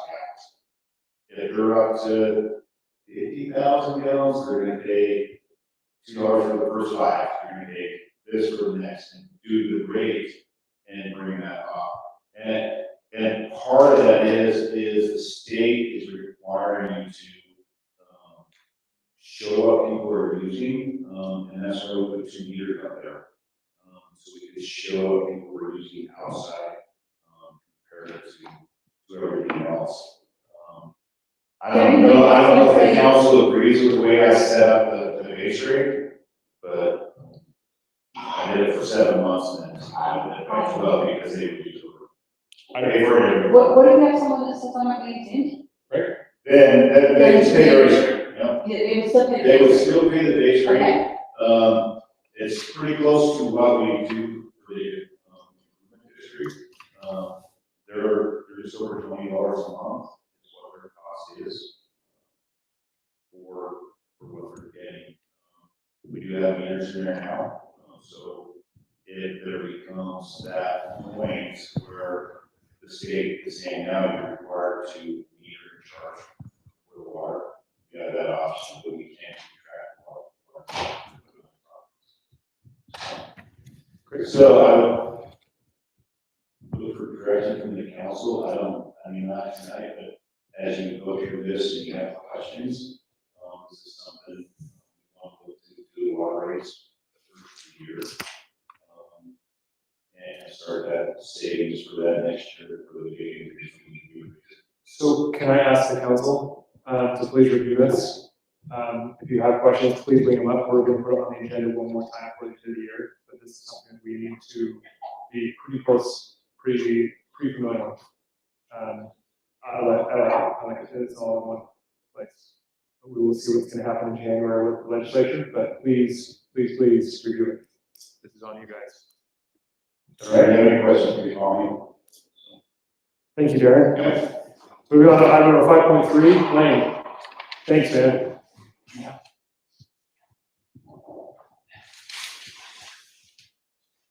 So again, these pumps are for, supplying water to the Lincoln County that is upon the bench. I called this one, 3 bids to start with. There are 3 bids now, to everybody get a chance to review. Yep. I'm gonna recommend our machine. They are, again, on the lowest bid that I received. Do you have any questions? What was all the bids seemed pretty close, right? Or Yeah, all pretty similar. was there something that put you over, have you had experience with an R&R machine? Just help me see what you're seeing. So the only reason I recommend R&R is this is your basic users, this is who they recommend. They have used Rhino. They didn't have anything bad to say. They didn't say R&R is, they said they feel like they did a better job on it. So. Okay. I worked with Nickerson a little bit. They've done some maintenance for us, but I'm not sure all will be. So none of them are bad, but. And with R&R, they'll be able to turn it around a lot quicker so that we don't have an issue with being 2 or 3 months without a pump that doesn't work and the other pump goes bad. They're with what, 3-4 weeks to They get were, I think it's, their estimate's 4 to 5 weeks and the others are 6 to 7, so. I mean, that can change depending on what they want to do, so don't quote me on that. Right? So I also have another question. At some point in time, we have been getting everything that the city spent over $5,000 came to council meeting with bids and recently there's been a couple of things that have been more than that. That was up to $5,000 several years ago. I don't know, has there been any action taken other than that? So as far as that goes, they feel like anything that, since that is our amount, anything that the city spends over that, we ought to be looking at, even if it's in our budget. And so a few things have kind of been iffy the last couple months, and I'm just thinking maybe we need that to come to council. So what you're referring to is the concrete work that was done in the back, right? What I'm referring to is the patch at the bottom of Cherry Drive. I don't know about This one, That's my point. that's an asphalt patching, done this summer, and it was over $5,000. If I need to bring that to council, then I will, like. That's what I'm saying, these things are, and So, there is. I will tell you with patching, we've, ever since I've been here, we've done it with patching because it changes so much from everything that's done. And so we have a patching budget, and we truly try to stay to it. And we're not using just, we do get different bids to get it done and try to get on the schedules. But as far as patching those things, I would tell you we've done that for the last 20 years, 25 years. It's so easy because you email us stuff all the time to keep us in the loop on that. I mean, it's very easy. But I would think though, if we would then need to respond quickly too. We got to take some ownership on us because you have weather conditions or whatever. So we want to make sure that the patching got done in the time frame and we didn't postpone it. So I think there's certain things, like patching stuff that's been done consistently and we bid it out and vendors, but something new, yes, that's something different. But if we're bidding something out, it wouldn't be that tough to just, even if we're not even if we don't, if we say, hey, this is the bid, we need to start it tomorrow, is anybody opposed? Just an email, so I'll give you a big email. Just an email. I think it's helpful for us to be informed. Yeah. I think it's also, and then I think it builds trust as well, because we see, oh, I'm in the loop and I'm not getting questioned about stuff I don't know about. you know, and it's just helpful. It's not that there's any mistrust going on. It's just best practice, I think. And, you know, cement, here would have been a similar thing, just let us know. Yeah, the cement was one that I pulled the trigger on because it needed to be done for Founder's Day. Yeah. And so I worked with Dan and said, look, you know, I don't think we have time to wait till But, county. but if you send us something and just keep us in the loop, because the council is the purse strings of the city. Right. It's that that is our responsibility.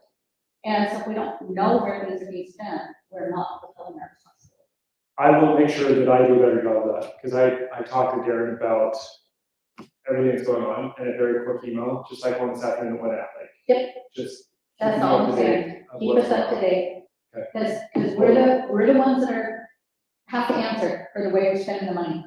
I will do that. I do have a question on that. So if it's something that we have in the budget as a line item, like for matching, we have a line item for matching. Is this something that you want me to bring back to have approved to do? Or is it something saying, here's our 3 bids, we're going with this company? Yeah, that, if it's in our budget and it's something that we've done, you know, just let us know.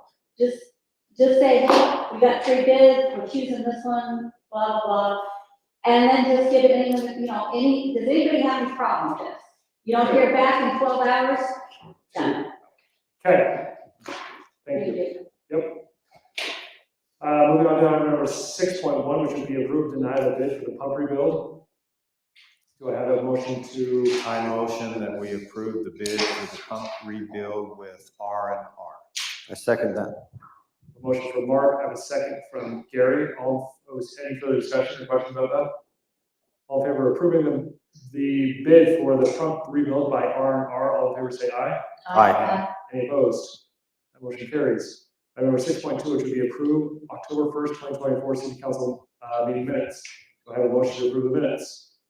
Motion to approve the minutes of October 1st, 2024, as they were set out most recently Excellent. with the correction. I second that. Yeah, I did think. I have a motion from Eileen, second from Mark. Any further discussion on that? All in favor of approving the minutes from October 1st, 2024, say aye. Aye. Any opposed? Motion carries. Item number 8, which is calendared items. We got public hearing, next planning commission meeting, for the swimming pool ordinance. There is some opposition to that. So we'll see how that goes. It's interesting to see what's going on with this. November 5th, we have election day. November 12th, we have our city council meeting. That is our only city council meeting in November. We will put everything on that, so please be there if you can. Item number 9.1, to go and view the recycling plant. I've been working with them.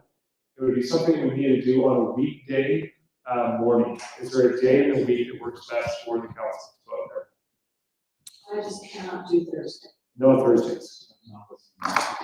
Because for the, Recycling plant. recycling plant. They can only do it A weekday weekday morning. Is there a day that works? Okay, Is it so I have a Thursdays or Wednesday. I have Wednesdays. Does that work for you guys? I would say, did you say? Wednesday. I would say out of those options, I would say Thursday, but We have a no on Thursday. I'm okay with Monday or Thursday or Friday. You're not okay with Wednesday? Not really. It's Friday. not Wednesday good. or Friday. I will book that and I'll get back to you by November 12th. Just make sure it's not golfing weather, not Yeah. good weather. Yeah, exactly. Yours is every morning you're busy. Golly. The election process, any updates on the election process, Darren or David? Not yet. Great. We're still going through that process right now. Awesome. Item number 10, council report. I started with you last 2 weeks ago, so we're gonna start down here with Gary. So the things that are going on with mosquito abatement are just mostly budget related items and statistics on the West Nile virus and how effective the treatment of mosquitoes is and stuff like that. Nothing groundbreaking. But Would you take them? I think they are doing a great job. It's selfless, it's a thankless job that they're doing, but I think they did a really good job this past year. I do too. So if you wouldn't mind, I will. Fruit Heights City Council appreciates their efforts. Thank you. Absolutely. Is that it? Yeah, that's it. Anything, Mr. Ray? And I just want to add a little to the conversation before, and I value what Eileen was saying. I don't know if I agree with it though. I was just saying, took a moment, because I really wanted to pull the first thing off the look and see maybe you're right and I wasn't wrong. But I can't find anything in our current ordinance that stated the staff needs to tell us anything. They say they need to take a low bid of 3, they get 3 low bid, but the council authorized to do something different. So, and maybe I'm different because I really don't want to have an inbox full of, hey, this is what I'm doing. I don't want to babysit their work. I just want to know they're following what we decided legislators. Because, and I think it's not bad to be aware of everything's going on. But I think more importantly, we're legislators and set the law. It's not our job to watch the laws. And that's supposed to be our staff, and we trust them to do that. So I think it's $10,000. I couldn't find it. 10,000, thinking about 10,000 for a large purchase. It's supposed to be 3 days. I don't think we have to prove it. So I don't think it's even asking our agenda. There just has to be 3 bids. And we just have to notify 5. Well, I'm just referring us back to our own goals. And I'm only doing this because I know my own job. I feel one day, and then I'm mad. And then day, and I'll see my feelings. That affects everybody below me. And they're like, well, how am I supposed to respond? Our expectations are clear, set according to our ordinances, then our staff can build this. So I would encourage us to worry less about here, this is what I want you to do this week, and more about let's focus on writing an ordinance that works well for everybody, and then tell ourselves, go back and see what was said wrong. So I have actually looked up that ordinance, and it does say 5,000. It's been years since I looked at it. And I think we ought to just. Don Carroll was our mayor, and it's changed by ordinance. I think maybe spend a little more time and look at it. Or maybe I'll try and find it for you, but we don't have to go over it right now, but I'm quite certain that it is $5,000. I looked at it years and years ago, but. And if we wanted to be 10, we just need to change it. 5,000, as the city manager had $5,000 budget that he did not have to report to the city council, and I don't even think he had to receive 3 bids. Right. It's not so large extent. I agree with you. Except that the exterior expense to the city, 10,000 or more, should refer to the large expenditure. Small expenditures, such as the garage, should be less than 10,000. And then there's minor expenditures below 3,000. So they can spend all. Is this Fruit Heights ordinance? Yeah. Yeah. I'll look at it later. Let's discuss it next time, because I agree, like, there is a point where we don't need to babysit, but there also is a point that we do need to stand accountable. And if there is a change or update that needs to be made, let's make it not in a vacuum, but with the staff as well. Right. Because we do trust our staff. And make it as a conscious decision. And I want to make it clear that in almost no circumstance do I feel like I'm babysitting. No. These guys are very, very, very capable. It's being accountable to me. I'd like that choice of words. I have taken some of the accountability and just talking with them and saying, like, this concrete being laid, like I said, no, we need to get this done. Like, we can't wait. Move forward with it, because we had Founders Day 2 weeks following and it needed to cure. So I took that liability and said, Darren, just move forward with that. That needs to be done. So, sure, could I have sent an email? Yes. But it wouldn't have been an email asking for permission. It would have been an email saying, this is what's happening, this is why it's happening that way. But I think those are worthwhile. Yeah. Well, I think as Lane's brought up a couple of times, things that he's working on or bids that he's working on. So I think that's a good time that in their reports to us, they could mention some of that stuff that they're working on. Sure. I mean, that's what I was trying to say. I don't think we have to second guess everything they do. And I don't really want to be looking at 1,000 emails a day.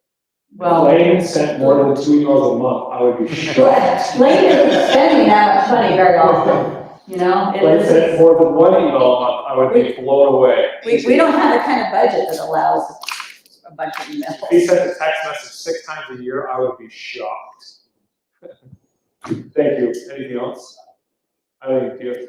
So just a reminder that there is a new Code Red app for your phone because the reverse 911 is pretty much obsolete because people don't have landlines anymore. And so our Sheriff's Office liaison would like us to have that Code Red new app on our phone so that if they need to push out anything, we can get them set it up. You know, you can set it up so anything within 20 miles or 50 miles, or, you know, you can say if you want to have a hurricane notice or not. So you set it up for yourself. But she would like us all to have that on our phones. And our cemetery committee will be meeting again October 22nd.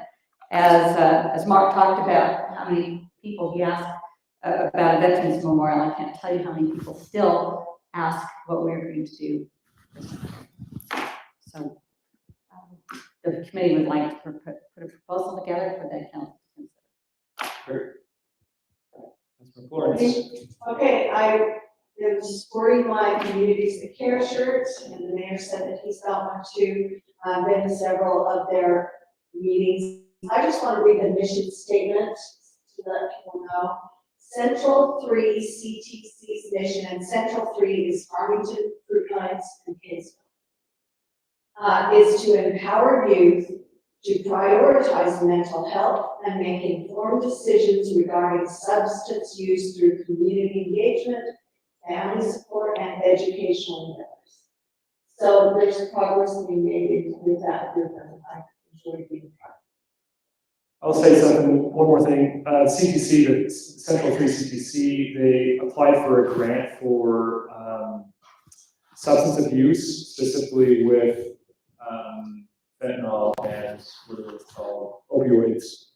They received a grant that paid for 3 years of funding, and I sat in, participated on a survey. If this survey goes through, they can prove to the state that it's valid and that the money is going to be spent wisely. It could potentially have 18 years of funding for opioid and substance abuse, education and knowledge. So, like what they're doing, you know, I think we spent $500, and if that has been turned into 18 years of funding for the Central 3 CTC, that would be a huge win for our community. It's awesome. Nothing. Nothing? Excellent. Item number 11, I sent out an email a couple of weeks ago with reference to Code Blue. I will state the fact that there has been an agreement that has been executed. It is out of the city's control, but it was executed with the Mountain Road Church. And the Mountain Road Church will be housing Code Blue Response. I think it's a really good win-win. I feel very strongly that we as a community can do more to support those who are in hard situations. And I will ask for your support as well, that when this comes up, and if there are any emotionally charged residents getting upset with this decision, so the decision was done with the church and the state. We were not involved in this at all. We did not initiate it, we could not stop it, but I support it fully. I think it's a really good solution. I have proposed to the county that my wife and I will do dinners. And I will reach out to others if they want to help out that as well. Compared to CCC, they're kind of using it for that, aren't they? The practice that it's for Cots. Cots. The cots. Or is it doing that? Yes. So the county will furnish cots to that location. They will use the sheriff's service, the sheriff's department, to pick up individuals who are in a hard situation. There'll be 5 stops, and they will transport them there, and then a sheriff will be there the entire time. I'll transport them back to those locations, and then the cleaning service will come in and clean the church every night. There are some limitations with certain nights that church can be used, so there is a secondary and a tertiary, a third location that we could potentially use as well. I don't know if the R hasn't finalized, hasn't made public with the county, but I know the primary location is at the Mountain Road Church. There is a lease agreement that has been executed, so there is a financial component to lease their facility. This is not the only place in the county though, is it? Or is it, this will be the only place in the That would county? be the primary location for the county. They have events every Thursday night, such as Code Blue on Thursday night, they could not host it there. And they have an evening Christmas Eve event, that they cannot host it there as well. And is there a limit to the number of people? There's not a limit, but the county has assessed and done multiple counts, and they're anticipating no more than 16 individuals. If there's a family that comes and shows up at one of the stops, the county will transport them, the entire family, to a local hotel and put the family up in a hotel room as compared to into a multi-purpose room with cots on it, keeping the family together. Couple of questions. Yep. Transparency with residents or the city, are we gonna try to roll this out or let people know ahead of time, or do they just see a bus show up one time and people go ballistics, or? There is no transparency, meaning this is not something the city is initiating, this is not something the city is doing, it's not something the city is backing or in charge of. This is something that's in the agreement between a private or a public nonprofit and the state of Utah. And really candidly, I gotta be honest with you, 99% of the city would never know. You know, it is a church organization, and Pastor Kraft literally is excited about the opportunity to serve those needs. Very literally, the county did a tour and said, hey, there might be some residents that are gonna come on Blue. Are you okay? He's like, it's our responsibility as a church worshiping Jesus Christ to provide the service to those people in need. He said, if anyone complains, come up and talk to us. They're not concerned at all. They're not. So we don't need to do any kind of notification, that's their responsibility if they want to. Or, yeah, but they will not. It's not a responsibility for the community to know that that's going on. I am telling you everything that's going on, just so you're aware. But there is nothing that there's no responsibility to us. And is that like a 1-year thing, It's just or a do one-year they, time. and then see how it goes? Or? You know, by the end of next year, the county is required to have a permanent location established and up and going. This is just a 1-year Just situation. to get it by till they can get their act Right. together. Right. But there are, anyway, I think I'll leave it at that, but I am disappointed in all of the leadership of all of Davis County, in seeing how this has gone from a year and a half ago until we are here now. I could not be more disappointed in what's gone on, and the lack of humanity that leaders in our community and our county have put towards those who are truly in need. And I'll leave it at that. I will actually report. I shot out a last minute invite for anyone who could serve food. Eileen and Clark showed up. Thank you for the opportunity. It was truly a wonderful experience. The Fill the Pot organization is a ministry downtown Salt Lake, right behind Rio Grande. It's a rough neighborhood. And a husband and wife, they work full time. He's a cement driver and she is a receptionist. They put their life, their soul, and everything they make to feeding the homeless. They've been for 17 years. 18 years. 18 years. It is truly an act of God to be able to love those people who do that. They're booked out for 6 months. If you contact them and say you want to go provide service, they can't for 6 months. And they said from now until December is always booked because people are in the mood of serving. So he said June is probably the first one I can get anyone else in to serve. But they always have a need for men's clothing. They have a bit of women's clothing, but their supply of men's clothing is. Love it. We can do more. And as a leader, I think we need to go out front and help and serve and provide love and compassion to those who are in need. With that, I'm going to go to Jeff. Do you have anything to say? Just very quickly, Darren and I submitted on August 1st, affordable housing update report to the state. We thought we were in good shape because we didn't hear anything back from them. We have now, in the last week, got a letter back from them stating that we're not in compliance.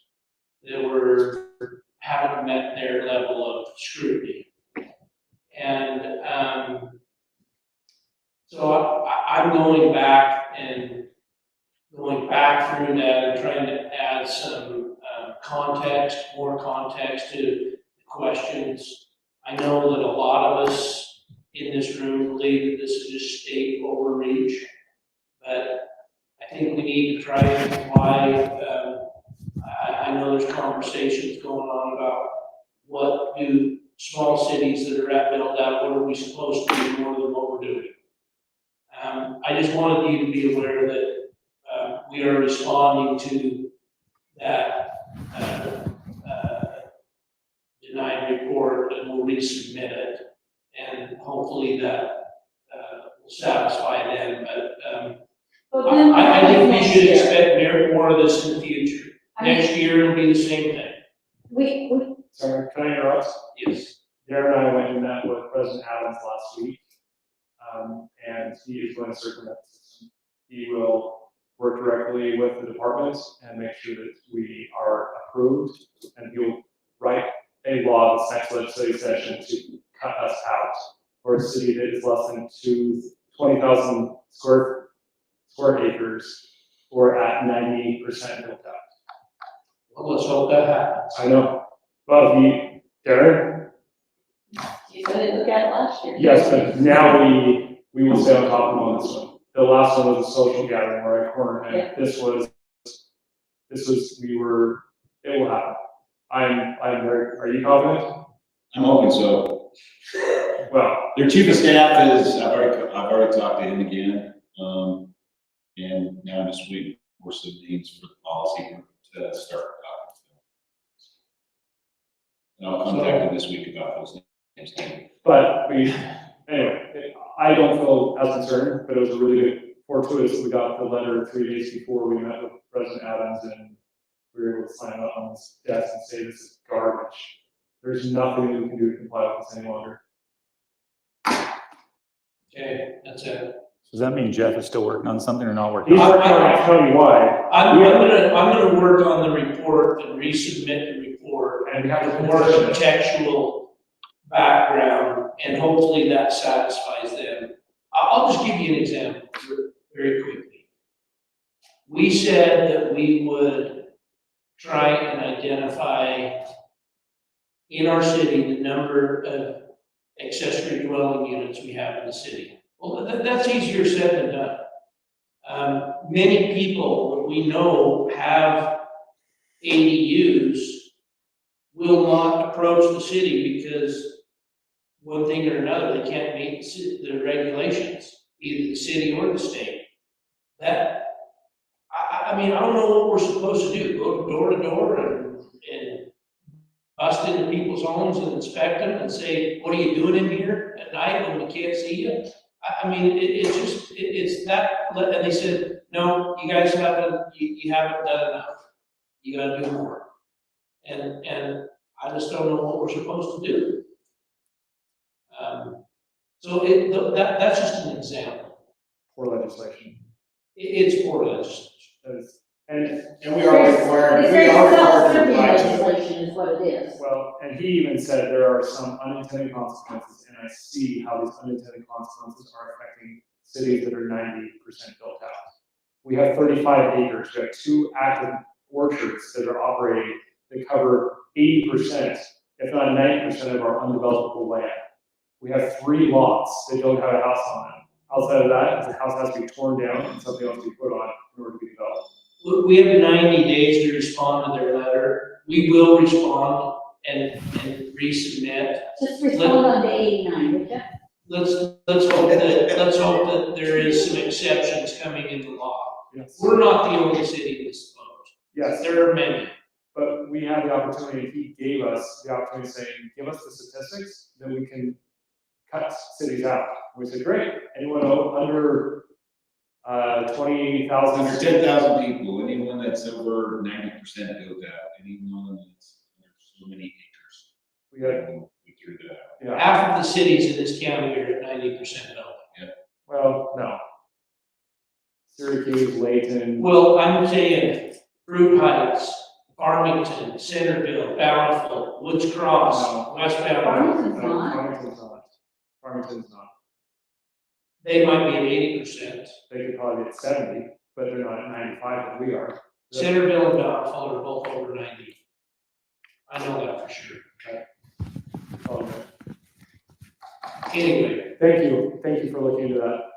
Blaine, Go through storm drain, they're supposed to finish laying pipe by the end of the week. After that, we'll start doing curb and gutter, and then pave, expected completion is on November 1st. Are they have curb and gutter on the west side of that road? Say again? They have curb and gutter on the west side of the road? No. Just me. Yeah. That's what I thought. Secondary water is off as of today for the rest of the season. That's all I got. you're doing great. Thanks for all you do. Your team is fantastic. Yeah, very good. Darren? Haley, pop your head up behind the screen, at least say no, so we can all see you. Actually, Haley did have one, we're, trying to put, together, for the Christmas party. Right now, we are looking maybe like a barbecue, like our barbecue. Is that something that the council would like, or is there something else that they would prefer to do that? That's great. We have some gluten-free.